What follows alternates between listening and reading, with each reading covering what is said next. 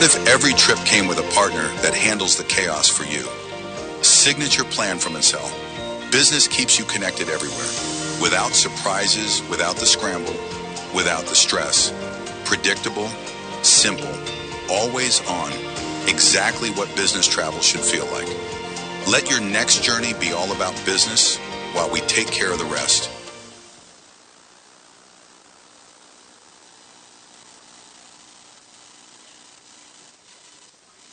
What's the point of traveling if your phone becomes... Data plays a crucial role in driving progress. Imagine a scenario where your system goes down. The result, poor customer experience. In a nation rapidly embracing digital transformation.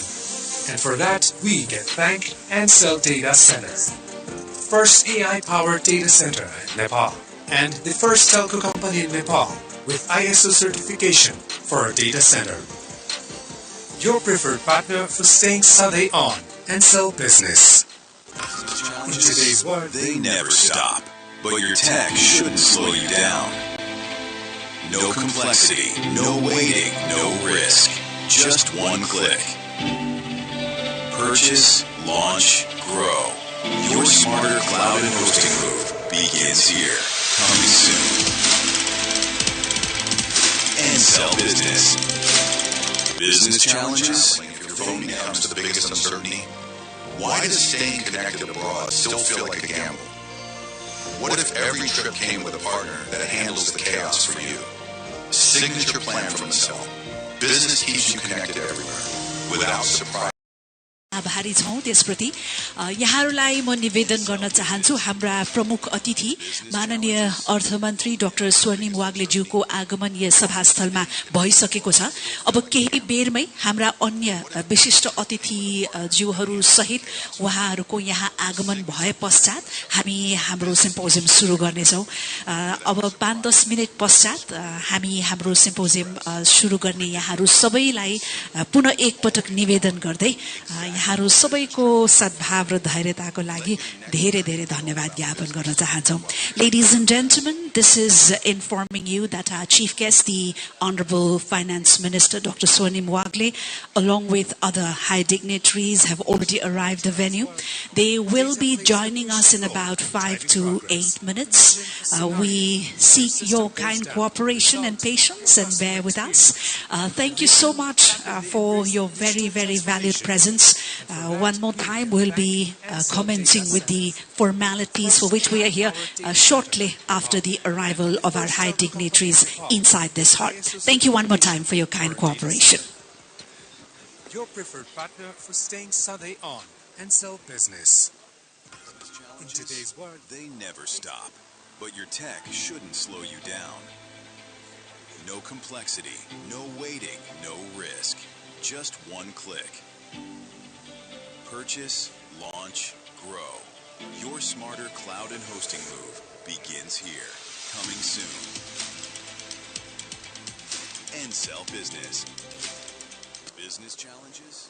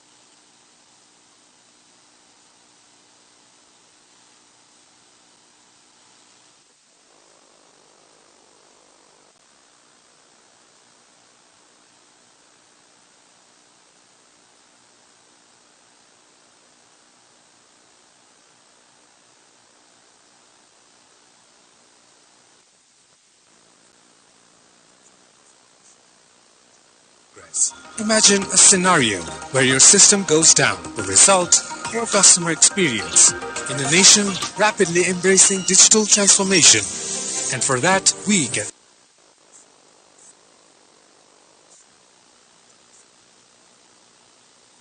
a company in Nepal with ISO certification for a data center. Your preferred partner for staying Sunday on Ncell Business. Business In challenges, today's world, they never stop. But your tech shouldn't slow you down. No complexity, no waiting, no risk. Just one click. Purchase, launch, grow. Your smarter cloud and hosting move begins here. Coming soon. Ncell Business. Business challenges? Traveling, if your phone becomes the biggest uncertainty, why does staying connected abroad still feel like a gamble? What if every trip came with a partner that handles the chaos for you? Signature plan from Ncell. Business keeps you connected everywhere. Without surprises, without the scramble, without the stress. Predictable, simple, always on. Exactly what business travel should feel like. Let your next journey be all about business while we take care of the rest. आदरणीय महानुभावहरू विशेष गरेर त्यो ढोकाको वरपर रहनुभएका महानुभावहरू यहाँहरूलाई यता हलको दायाँपट्टि ठाउँहरू खाली भएको हुँदा कृपया यतातिर प्रस्थान गरेर स्थान ग्रहण गरिदिनु हुन अनुरोध छ हल भित्र पर्याप्त सिटहरू नभएमा यो अर्को सँगै यो हल सँगैको अर्को एउटा स्पिल ओभर रुम हामीले बनाएका छौं कृपया त्यहाँ पाल्नु हुन पनि हामी यहाँहरूलाई अनुरोध गर्न चाहन्छौं ladies and gentlemen if you do not find This is informing you all that there is a provision of a spill-over room adjoining this very hall. So, for your convenience, if you would want to find some comfortable seating, we have a spillover room with a video screening therein. Thank you so much for your kind cooperation. This is inviting all of you now to be seated, especially to all the ladies and gentlemen who are still standing around the entrance area. We have some space around the right side of this seating arena. If you could proceed around this area. If not, we do have a spill-over room adjoining this hall.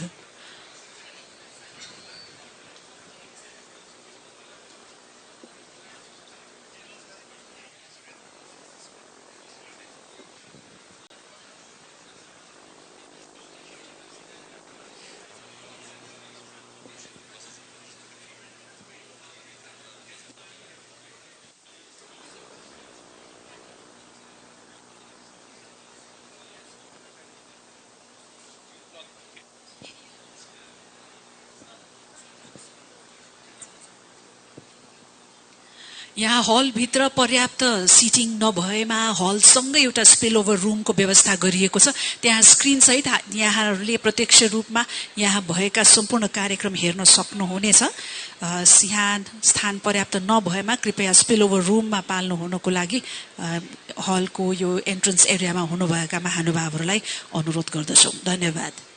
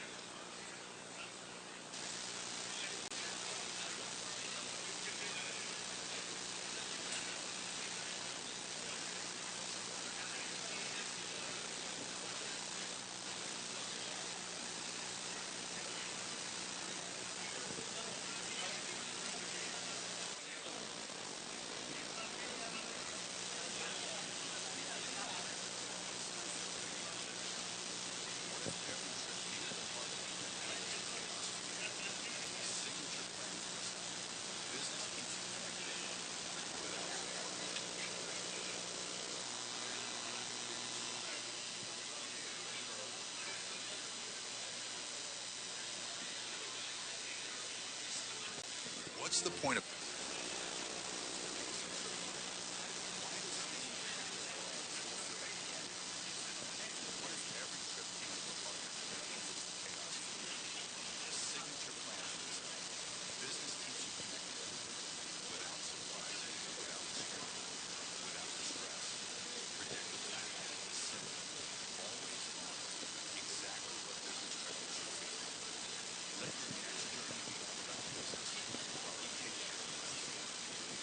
Imagine a scenario where your system goes down. The result, customer experience.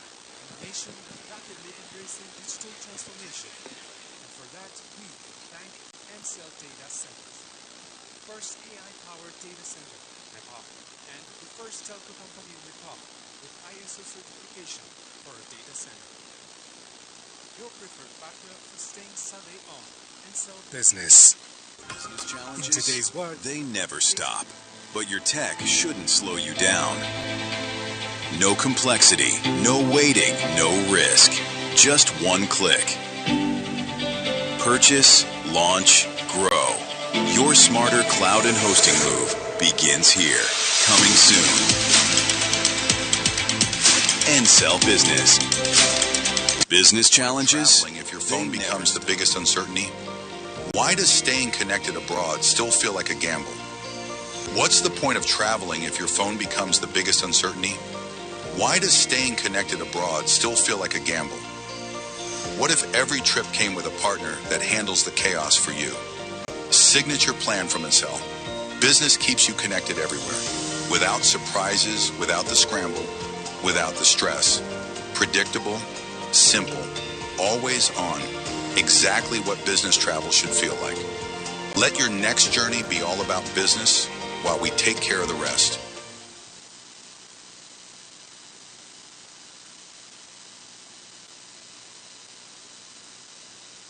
What's the point of traveling if your phone becomes the big...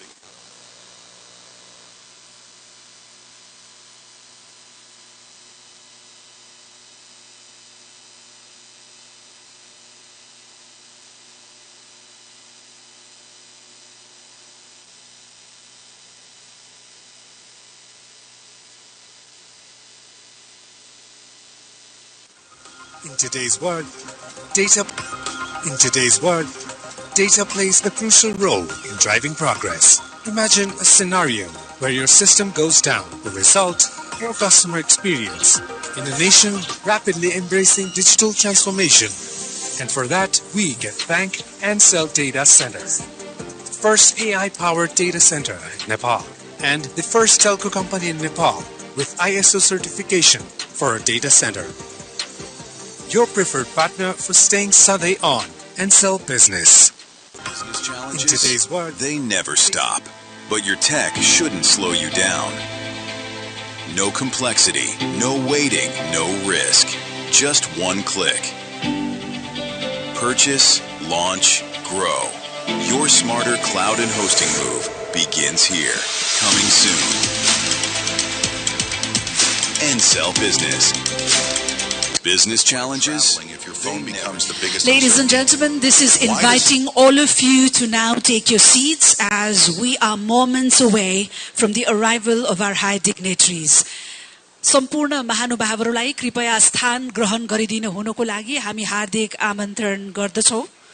विशेष गरेर ढोकाको वरपर रहनुभएका हाम्रा सम्पूर्ण अतिथिज्यूहरूलाई हल भित्र पाल्नुभई स्थान ग्रहणको लागि अनुरोध गर्दछौं। यहाँ स्थानहरू पर्याप्त नभएमा यो हल सँगै एउटा स्पिलओभर रुमको व्यवस्था गरिएको छ। त्यहाँ प्रत्यक्ष रूपमा यहाँले कार्यक्रम देख्न सक्नुहुनेछ त्यहाँको भिडियो स्क्रिनमा। त्यसतर्फ पाल्नु भएमा हामी आभारी हुनेछौं। पुनः एक पटक यहाँहरू सम्पूर्णलाई स्थान ग्रहण गरिदिनु हुनको लागि विनम्रतापूर्वक अनुरोध छ। धन्यवाद।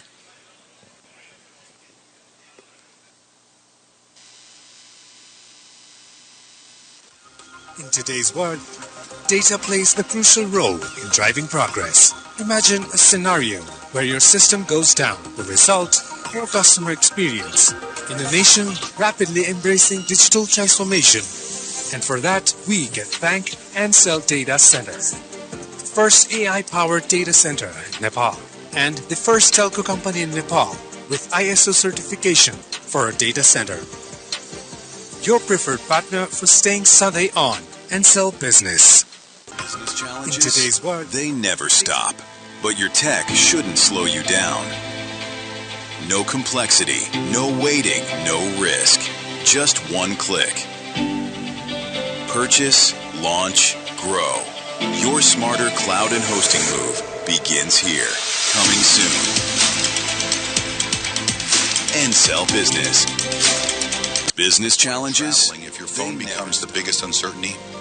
Why does staying connected abroad still feel like a gamble? What if every trip came with a partner that handles the chaos for you? Signature plan from Ncell. Business keeps you connected everywhere. Without surprises, without the scramble, without the stress. Predictable, simple, always on. Exactly what business travel should feel like. Let your next journey be all about business while we take care of the rest.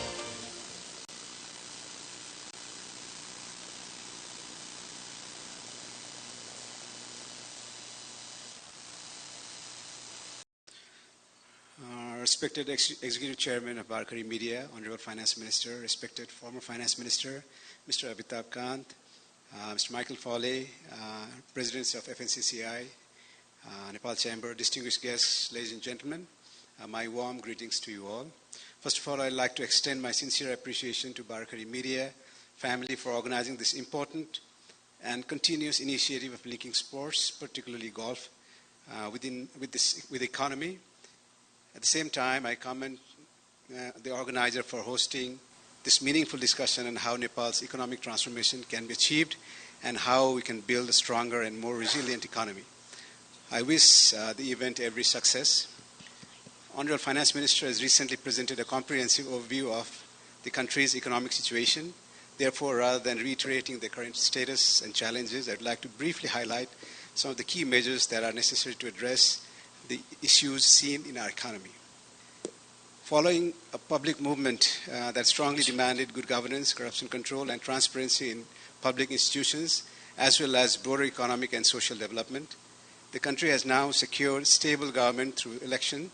Unlike the past, where parliamentary arithmetic often dictated instability, we now have a government with continuity. The private sector has long called for such stability, and we are optimistic that this will also bring consistency in economic policies. We are equally hopeful that there will be positive changes in laws and attitude that facilitate investment expansion.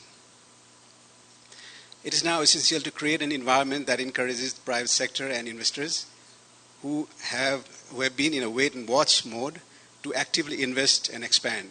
Today's need is not just verbal assurance, but building trust through actions. In Nepal's current legal framework, there has been a tendency to detain entrepreneurs first and hear them later. Even in cases of general economic offenses, provisions of detention have created fear among industrialists and discouraged open investment expansion. CNI has been consistently advocating to reform such legal provisions so that businesses-related issues are treated under civil liability rather than criminal liability. Accordingly, legal reforms should ensure that economic offenses are dealt with through financial penalties rather than custodial measures. Industrialization is a prerequisite for economic transformation and job creation. Therefore, it is crucial to facilitate the establishment of industries and reduce cost of doing business. A key step would be to ensure custom duties, raw materials, and used production at least one level lower than those finished goods. Furthermore, its differentials could be increased to 2 levels or at least 10% as demanded by industry. It would significantly support domestic industrial growth. All public service delivery system and procedures should be made fully digital, faceless, contactless, and paperless. A single window system based on digital platforms should be implemented effectively to provide simple and efficient services to industries. It is now an opportunity to enter into a second phase of economic transformation. For this, comprehensive tax reform is essential. The current system of multiple and complex taxes should be streamlined into a limited number of taxes. Tax collections should be unified through a single system, and revenue should then be distributed across different levels of government accordingly. Outdated and irrelevant laws that hinder economic development must be repealed, amended, or replaced. Although the government of Nepal has made reforms in some laws over time, significant gaps remain. CNI has already submitted a list of such laws, along with recommendations to the government. Key areas of such reforms include advance payment guarantee laws, payment security laws, and integrated intellectual property legislations, among others. Honorable Finance Minister, we must build a prosperous nation within our own generation. For this, the government must provide a policy and legal facilitation to the private sector. The approach should be encouraging rather than restrictive. Regulations should be effective but not controlling to the extent that discourages enterprise. With this vision, the Confederation of Nepalese Industries has currently in a final stage of study aimed at transforming Nepal's economy, currently around $45 billion, into a $100 billion economy. The study indicates that if Nepal can achieve an average annual economic real growth rate of around 6%, the economy could reach $100 billion by around 2033 in nominal terms and by 2039 in real terms. By 2050, the study projects structural transformation of GDP compositions. Agricultural contribution is expected to decline from currently 25% to around 13%. Industry share expected to increase from 13% to 16%. And the high-value service sector is projected to grow from 62 to 71%. We'll soon organize a broader consultation program to gather feedback from stakeholders on the study. Based on these inputs, we are preparing to publicly release the detailed report in the near future. I once again thank Baahrakhari Media for continuously promoting the integration of sports into economy through this initiative. I express my best wishes for the continuation of such efforts in the future. My gratitude to the organizers, including Mr. Pratik Pradhan and Mr. Gyaneshwar Acharya, for providing this opportunity. Thank you very much. Thank you. Thank you, Mr. Pandey. My privilege now to invite the FNCCI President, Mr. Chandra Prasad Dhagal, for his brief remarks.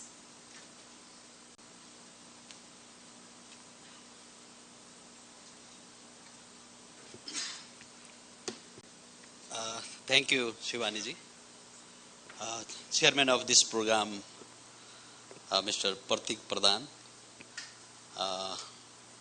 Chief Guest, Honorable Finance Minister, former Finance Minister, distinguished business leader from the private sector, distinguished guests, ladies and gentlemen, good morning. I am very pleased to be here today at this important economic symposium organized by the Baahrakhari. I would like to thank the organizer for bringing together policymaker, economists, and the private sector, the media at the time when the Nepalese economy is going through the both challenges and opportunities. Conversations like this are not only the useful, they are the necessary if we are serious about building a stronger and the more stable economy. Nepal today stands at a very important stage of its economic journey. Our economy is gradually recovering, and there are the positive signs. Growth is expected to improve in the coming years, and our external sector remain stable with the strong foreign exchange reserve. At the same time, we must also accept that the pace of the growth is still not enough to meet the aspirations of our people, especially our youth. We are still a developing economy with the heavy dependence on the imports and the remittance, and we continue to face the structural challenges and need the urgent attention. In this context, I would like to clearly state that the private sector remains the backbone of the Nepalese economy. Today, the private sector contributes the more than 80% to our GDP and create the more than 85% of the total employment in the country. This shows that without the strong confidence and the protect the private sector, it is not possible to achieve the economic growth, job creation, and the prosperity. However, despite this important role, the private sector continues to face the many difficulties. There is still the policy uncertainty. There are the frequent change in the rule and procedure. Access to finance remain a challenge, especially for the small and medium enterprises. One of the important steps taken recently to address this concern in the introduction of the Private Sector Protection and Promotion Plan, or PSPP. This is the very positive initiative that was initiated by FNCCI. It reflects the clear commitment from the government to protect the business, investment and entrepreneur, and who promote the more supportive business environment. We believe that if this plan is implemented effectively, it will help the strong confidence among the investor and encourage the more economic activity. We also need to focus on improving the coordination between the government and the private sector. Policy should not be made in the isolation. There should be regular consultation, dialogue and the partnership.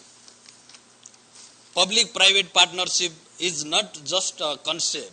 It is a necessity for the country like Nepal, where it is infrastructure development, energy, tourism, agriculture or digital economy. The private sector has key role to play. Nepal has the immense potential.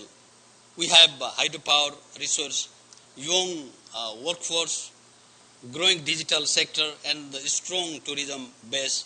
With the right policy and the stable environment, we can achieve the much higher growth. We have already seen the period in the past where the Nepal achieved the growth of rate of over 7%, which shows that it's possible. The challenge is now is to create the right condition to unlock that potential again. For this, we need the policy stability, case of the doing the business, easy doing the business, access to finance, and above all, trust between the government and the private sector. We also need to focus on increasing the domestic production, promoting the export, and the reducing our dependency on imports. This will not only strengthen our economy, but also create the more jobs within the country. The role of the media is also very important in this journey. Platform like Baahrakhari can help this shape the public discourse, highlight the key economic issue, and create awareness among the citizen. Constructive dialogue between the stakeholder can lead to better policy and better outcomes. I would like to again say that the Nepal, the future is full of possibilities, but to achieve that future, we must work together. The government, the private sector, and the media must move forward with the shared vision. We must create an environment where businesses feel safe, investors feel confident, and innovation is encouraged. Only then can we build a strong, resilient, and prosperous Nepal. Thank you so much. Thank you. Thank you, sir. Thank you indeed. We indeed go by the very famous saying, the wearer knows the shoe pinch.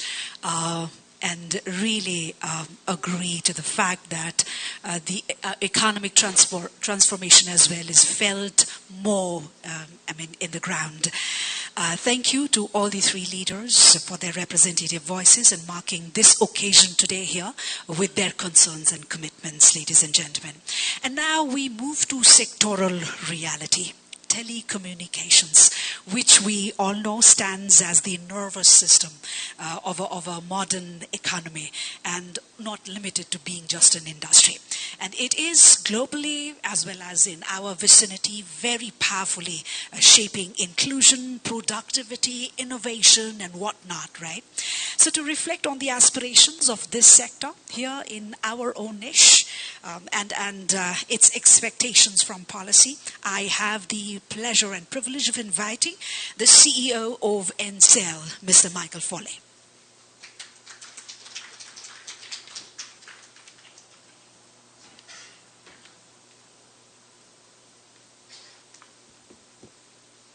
Honorable Chief Guest, Minister of Finance Wagle, former Minister of Finance Ncell, all the elected representatives here today, distinguished keynote speaker, Mr. Kant, members of the diplomatic, business, community, FNCCI, CNI, NCC, distinguished guests, colleagues and friends, namaskar and good morning. It's a privilege to be here at this conference. It's a privilege because I'm fairly new to the country, although I represent a company which is 22 years old, itself, as you might think, a Gen Z. I'm glad that we are allowed to be part of a constructive discussion on the future of the country. For me, it's only been about 9 months since I started my journey to Nepal, although I've had the opportunity to be here on a regular basis, having been a CEO in Pakistan, in India, and in Bangladesh in the past. I started visiting in the month of Asan and Bhadra to assess the business and the market before moving in the month of Kartik, slightly after the formative events that happened on my calendar in September 8th and 9th. I feel incredibly privileged, uniquely privileged to be here to witness what is happening and which is on the lips of young people all around the world, and I will give you some evidence for that.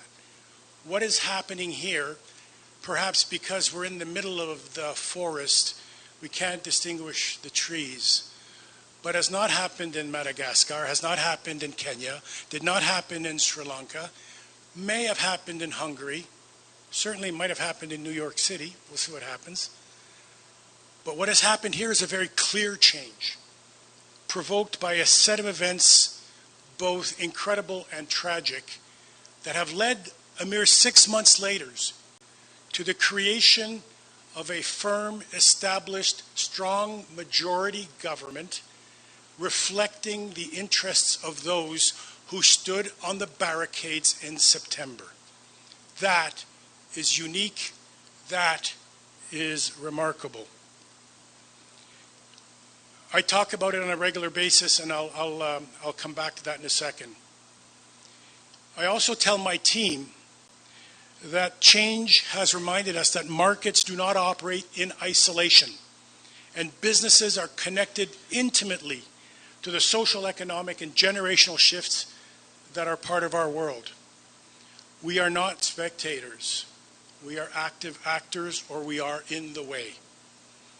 Last week I had another privilege, and that is to speak at Harvard and MIT at a conference given on the future of Nepal. The event was organized by MIT and Harvard University students and a number of volunteers here, and was attended by 250 curated guests, mostly young people from universities around Boston. There are only 81 different universities around Boston, you know that well, sir. But including guests from all over the United States and indeed from around the world, all fascinated by what is happening here. The energy in the room and the engagement, the love and the commitment and the passion of the participants, who were almost all Nepali or of Nepali origin, was palpable. In fact, over the last few months, I've been actively talking to young people, high school, college, and university, because they are my clients. Yes, there are a lot of other people, but they are my clients, and they're what we build for. I can sense, it doesn't require a lot of perception, that this generation has very high expectations.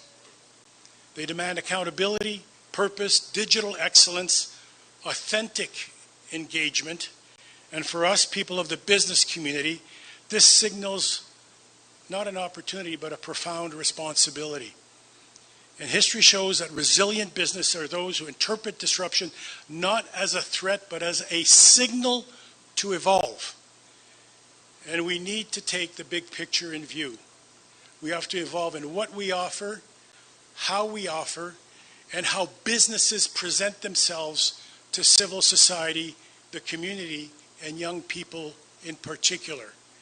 You know this better than I do, and I live it with my own company. Our reputation could use some improving. There is hope and excitement about the opportunities created by the events in the last 9 months. This unique Nepali experience is at the center of social and political discourse, not only here, not only in Boston, but around the world. On a personal note, I have 3 children, 2 Gen X, 1 Gen Z, 1 Gen Alpha. I have 9 nieces and nephews to whom I am the father. 3 girls who are my own, 7 of 9 are girls. Pray for me. But what they want to talk about is this. In my social groups online, in the industry that cover Asia, this part of the world, a lot of people, in Northern Europe and in Africa, a lot of people, what I'm being asked is, what is happening in Nepal? Do not underestimate the impact you're going to have on young people all around the world. So let me leave with 4 key items. Delivering on the promise made to those who were martyred in September. Delivering on the manifesto and the portfolio of initiatives publicly committed by this new government is not only their business. They can't do it by themselves. It's beyond a single undertaking by a minister, a government. It is for all of us, and it is not an undertaking. It is, in fact, a sacred trust to transform a country with a long and rich history. 2, time is not our friend. We must move quickly. But let me also add, patience is a virtue. Not everything is going to happen at the same time. There will be a sequence. There will be time required for results to be shown. And while we are impatient, young people are impatient, they understand that things have to happen at a rapid pace, but at a pace. 3, tolerance for risk is a necessity. There will be risks taken from a policy point of view, from a governance point of view, hopefully less in that area, but certainly we will do things that we have not done before. And remember also, forgiveness is a must. There will be mistakes. And before we jump all over people for every little mistake, let's make sure that we think about the bigger picture. All these must be held in balance as we commit ourselves to profound change in our society and our economy. Thirdly, many of the changes promoted by the new government are based on the need for a profound technological revolution in the country. A simple review of the 100-point plan or any one of the lists that have been created in terms of activities that need to be done in the short term makes it clear that we need to address the deep technology debt that exists in Nepal today. Fundamentally today, telecommunications globally is a key underpinning of society. It is one of those few technologies that have fundamentally changed the quality of life over the last 30 or 40 years. Medical, electrification, telecommunications, perhaps a few more. It is the very fabric upon which culture, community, and industry is built. My industry is a weaver. We weave the fabric upon which society builds itself in a modern world today. And we take that not only as a business, but as a vocation. We are deeply, and I mean deeply, underinvested in telecommunications, networks, data centers, let alone those data centers that might do compute, that might do advanced crypto or central bank digital currencies. This, we're well behind. We're behind investments in AI and in other areas. We are behind the curve and falling behind further. Digital connectivity is no longer optional, it is foundational. I say this without any pride. In fact, I say this with humility. Nepal operates a relatively poor 4G network, with millions of customers still on 2G devices, while the rest of the world, including your country, sir, is now thinking about 6G. The vendors who are pushing us in this direction, Nokia, Ericsson, and the friends in the room here, Huawei and ZTE, are all pushing us to think towards that future. And we have not even at the starting line. For a country like Nepal, with its unique gift of geography, both in topology and in location, and its population, the digital economy represents the historic opportunity to leapfrog traditional barriers and to move quickly into the next phase of its existence. A level of speed and change that perhaps this millennia-old society has not seen. Our own agenda and our ability to attract FDI to this country is significantly contingent upon building out the digital infrastructure needed to make a competitive offer to foreign investors. I've done this in Pakistan, in Bangladesh, across French West Africa, and Kenya. There is no more Darwinistic economic activity by companies and countries than in deciding where they're going to put their money. And we need to have a strong offer. And while we might pat ourselves on the back for the things we do well, we're not quite there yet. Fourth and finally, my own company, Ncell, benefits from a very healthy balance sheet. Our debt to EBITDA ratio is 0.7. Very healthy cash flows. We are prepared and we are ready to raise very significant amounts of capital to address a significant part of the technology debt in our networks and to build new capabilities. You may have noticed, some of you, that we've already published open calls for data centers up to 250 megawatts, gigabit fiber to the home services, and we'll follow shortly with a standalone 5G network. Don't settle for second best. Not a non-standalone, but a standalone 5G network to deliver the true promise of 5G to our customers. We're in active discussion with partners who have now approached us since the election from Asia, Europe, and America, who are now prepared to consider entry as suppliers or partners with us in Nepal. These are long-term investments that do require a nod from our regulator and our government before we proceed fully. But we are ready to commit. We're structured to do so. At Ncell, we will nevertheless continue to invest in expanding our networks, and in order to fulfill our needs, without thinking about the very large-scale data centers, we will likely have to invest $200 to $250 million once we receive the necessary approvals. We've already applied 3 times for a 5G trial spectrum. We see ourselves for a long-term partner in Nepal's digital transformation. As one of the largest, if not the largest, I'm not going to argue that one, FDI company in Nepal, we've consistently believed in the country's long-term promise. Over the last 2 decades, we've made significant investments in infrastructure, establishing connectivity, but there is so much more to do. We have tens of thousands of educational institutions that don't have data connectivity. We need to fix these kind of problems. Small businesses and foreign direct investment will play an immense, if not determining role in delivering the 7% year-over-year growth planned by the government. Our role as a technology leader is twofold, and this is important. Build the rails for economic growth and champion foreign direct investment here and abroad in cooperation with our embassies and our trade officials.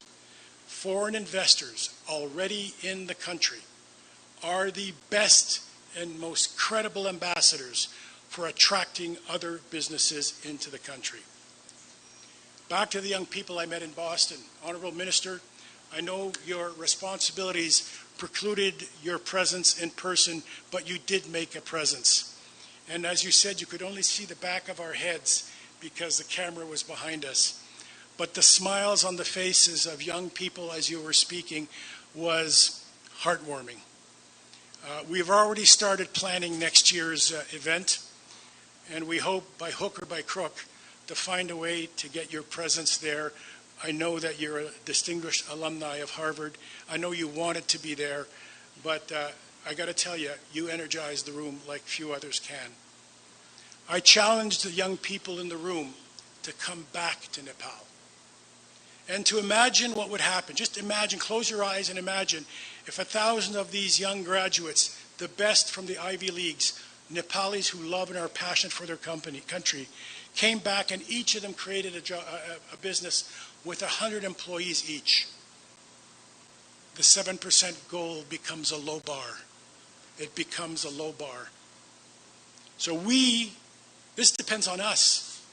It doesn't depend on the minister. He's going to help. He's going to do the things he needs to do. But it depends on us in business to let these young people come back and to give them something to do. Economic transformation is not the result of a single policy or a single investment. It's a result of sustained collaboration. And I call on the industry groups to think about it that way, the bigger picture.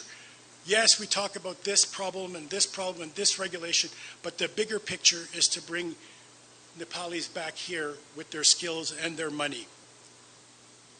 We are proud to support platforms like this, and I've got to thank you for this wonderful possibility. I want to thank you for giving me a little bit of your time today. Mother Nature was really messing with us today because we could be golfing. But this room is full, the next room is full, and there's people outside. I think that speaks to the commitment, the love, the engagement, the passion you all have for the country and its future. Thank you. Dhanyabad.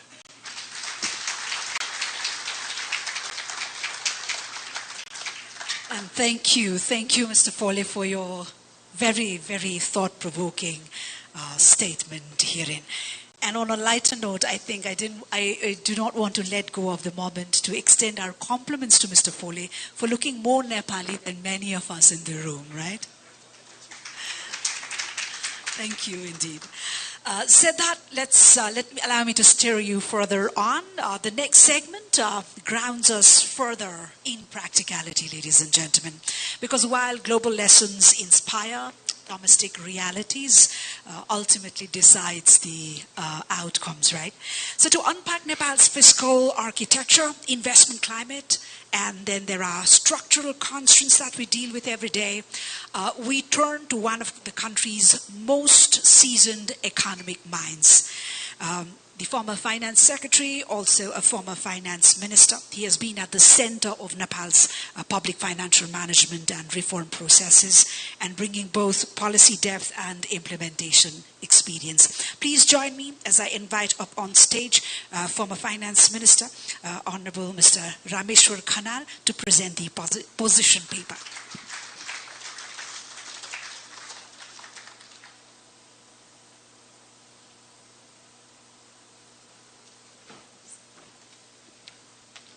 Thank you, Shivani-ji, for a generous introduction. I don't deserve much of that.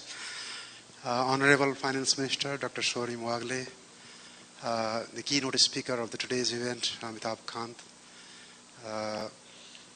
business leaders, President of FNCCI, CNI, and Acting President of Nepal Chamber of Commerce, economists, intellectuals, distinguished guests, and journalists. Very good afternoon. I think we are already into the afternoon. The program started 1 hour late, and I'm told to speak for more than 30 minutes, which is not my normal pattern. I normally speak very short, but this time around I'll be speaking a little longer, so I would like to request for your patience. I This is a privilege for me to be here today, so I'd like to thank Pratik Pradhan, who personally invited me to speak in this symposium. I was also the first speaker, keynote speaker, in the first of the symposiums you organized way back in Baahrakhari. So it's a privilege again, so thank you, Pratikji and the Baahrakhari team. Nepal sits atop the roof of the world. We are home to 8 of the planet's 10 highest peaks. Our rivers carry more hydroelectric power than most nations will ever dream of. Our soil has minerals that can power the batteries of tomorrow. Our people, young, resilient, and hungry for opportunity. Just now, Michael Foley also outlined the enthusiasm of the young people from Boston, are among the most remarkable on this earth. And yet, we import more than we export. Our youths leave before they build. Our capital flows out before it works. We are, in the most painful sense, a rich nation like a poor one, living like a poor one. Today, I'd like to speak plainly, not in the cautious language of bureaucracy, which I was normally used to, except when I was briefly minister, but with the urgency this moment demands. I'd like to propose a short fiscal and monetary roadmap, one that does not merely manage our economy, but perhaps unlocks its potentials, and perhaps also supports the growth objective of this government. To set the tone, let me point out to a few numbers. The average growth rate of the past decade is about 4.3%. We have 83,000 megawatt of hydropower potential. That is what we claim. Nearly 21% of the youths, particularly Gen Z people, are unemployed officially. And every year we receive about 1.7 trillion of remittance, and it is rising. These numbers tell a story of a nation that's on the verge of transformation, waiting for the right policies. The institutions which are corrupted in the past, they have to be corrected, and the political will to leap forward. I sense that we now have all of these three things. To recommend measures that needs to be taken up, I need to briefly diagnose the current situation, which Dr. Swarnim Wagle in his recent paper presented on the situation of Nepal's economy, situation paper. He has clearly outlined. I'm repeating a few points from there. Number one, fiscal dysfunction. Nepal's public expenditure has chronically underperformed year after year. Ambitious capital budgets are announced by federal government through the annual budget, and year after year, barely half are spent. The average for the last 4 years was below 55%. Subnational governments are no different in the execution of the capital expenditures. Low budget absorption is not a minor technical issue. It is a structural failure that leaves highways dilapidated, bridges unbuilt, power lines incomplete, and hospitals half constructed. Our revenue mobilization as a share of GDP remains thin, although it is highest, fortunately, among South Asian nations. Around 19%, which is very high, but it is thin because our public expenditure burden that we created in the past has been very high. We are over-reliant on import duties and value-added tax, both of which fluctuate with remittance inflows, creating a pro-cyclical fiscal policy that amplifies booms and busts rather than smoothing them. That is the biggest problem for our fiscal side. On the monetary misalignment, we have maintained Nepal's peg to the Indian rupee for decades. This provides comfort. This provides import price stability. But it also surrenders an independent monetary policy tool. When our economy needs a different interest rate than India's, we cannot provide it. That was the reason why we faced serious problems in the last 4 years. When we need to depreciate to boost exports, we cannot. The peg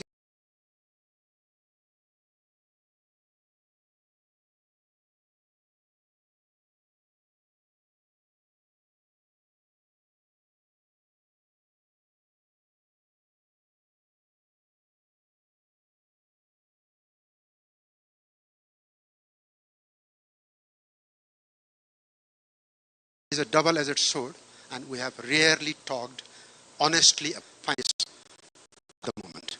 Agriculture, which employs the majority of our population, receives a fraction of the credit it deserves.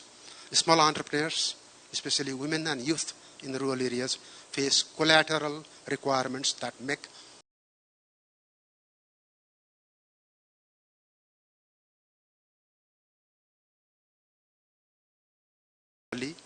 unviable.